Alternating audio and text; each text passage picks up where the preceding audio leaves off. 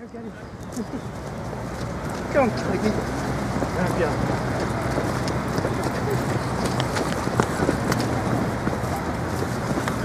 Wait, let's gather first of all what we've got here.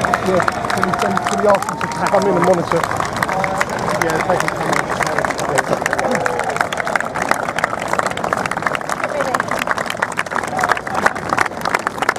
We're on the other side, son. Let's get the dog in the photo. There's a dog already in the photo.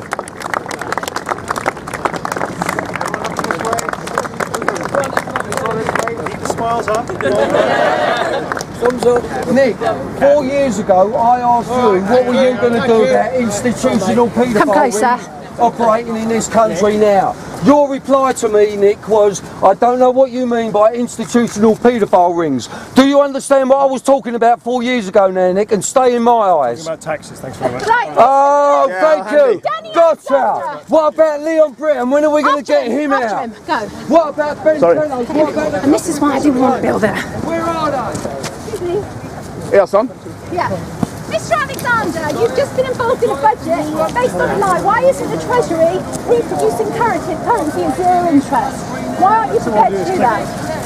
Are you not going to answer to me? It's very simple. Last week, the Bank of England acknowledged that we can print our own currency, and so that means austerity is based on an absolute lie, and you have bought into that lie, and people are dying exponentially as an absolute consequence of your measures, and you will answer. Keep going, son. Keep going, son. Has ever witnessed, you're an absolute disgrace. Traitor. Will be held to account. Go on, run, rabbits. Traitors. Absolute lies. Absolute lies, and that's what happens when you call our political representatives to account. They are lying about what has taken place. Hundreds of thousands of people are dying as a direct consequence of austerity measures when the Bank of England admitted last week in a paper that we can print currency at will, and he has just refused to discuss the Treasury printing its own currency, the Bradbury pound, but we will call him to account. I remember.